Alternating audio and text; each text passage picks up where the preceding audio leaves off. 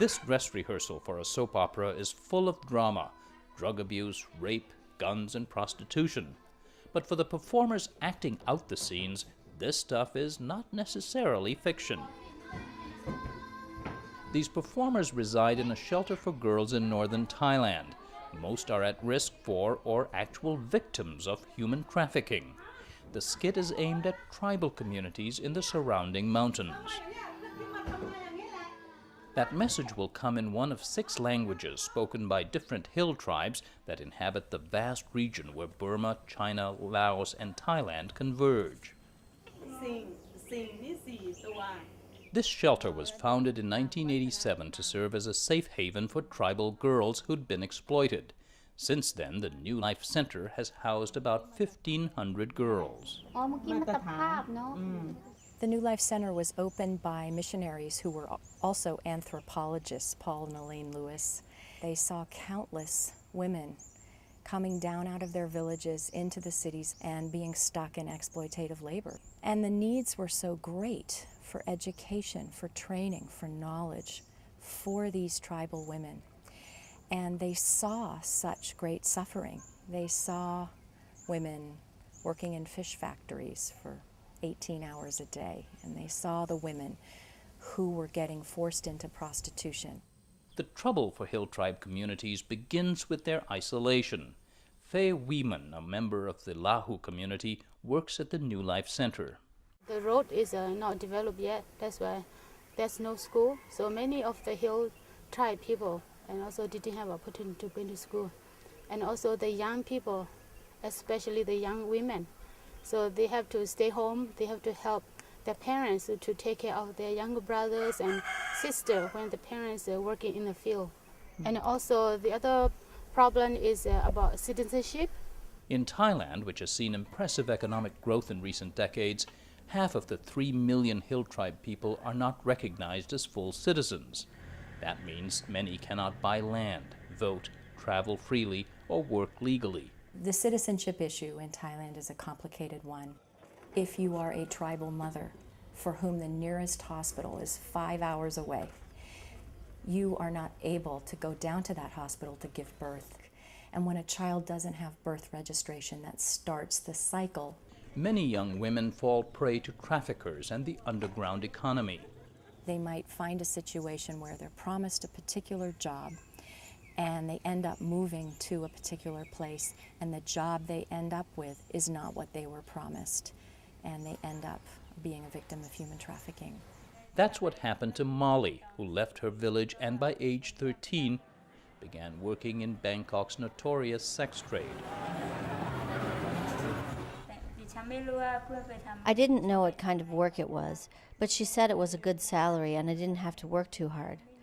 I went to work at the show bar and they wouldn't let me leave. They beat me. It was very hard work. One day the owners forced me to go with a guest. The guests were usually foreigners, and I usually went with 2 or 3 guests a night. After 5 years in prostitution at the bar, Molly was approached by a faith-based anti-trafficking group that offers to help women who work in the sex industry. They came like regular customers. They watched my dance show, and when my dance was finished, they came up and started talking to me. I told them that I didn't want to be here, that some people did want to be here, but I didn't. I felt it was shameful. Even though I made a lot of money, I thought there were other things I could do. Each day, the young women spend time with activities like music lessons and homework. There's also training in cooking, sewing, and cosmetology, skills that could land them a job when they leave the center.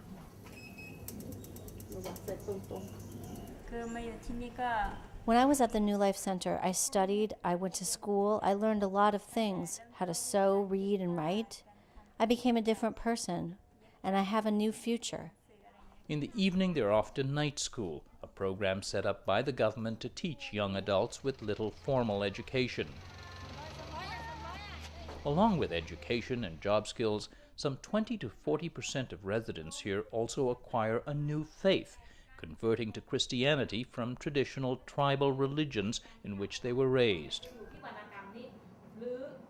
Every other year we have a baptism ceremony for the girls who do become followers of Jesus, and This past November, there were 24 girls who were part of that baptism ceremony. But she and the resident chaplain insist the young women reach that decision on their own. Our residents have come from situations where they have experienced, many of them have experienced tremendous coercion and manipulation. So they know what that's like, and they can put their finger on it pretty quickly. They're very savvy when someone is trying to manipulate or force them to make a decision or to do anything with their life, and often very resistant to that. So I feel like it's just important to be open to where they are spiritually, and a lot of that is waiting until they ask questions. I pray for residents at home and pray for their healing and their growth, and at that point I believe it's up to God to work in their lives throughout their spiritual development.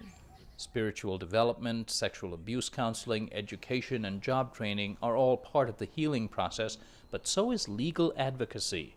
The center employs a full-time staff member to work on obtaining citizenship for the girls. That process takes between 2 and 10 years. I've had lots of job offers, people asking me to work in different places, but I don't have citizenship, so I can't work anywhere legally. The situation is very, very complicated.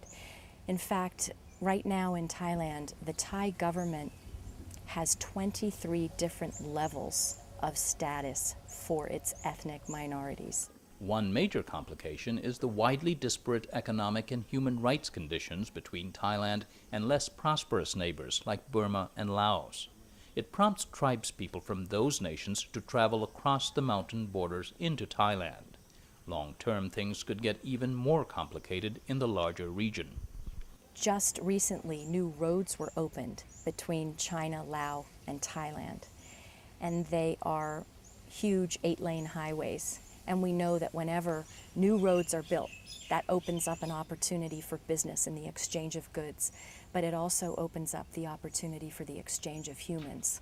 And so I think there still are lots of risks for ethnic minorities. But for 100 or so of these vulnerable young women, the New Life Center will continue to be a refuge. For Religion and Ethics Newsweekly, this is Sam Lazaro in Chiang Mai, Thailand.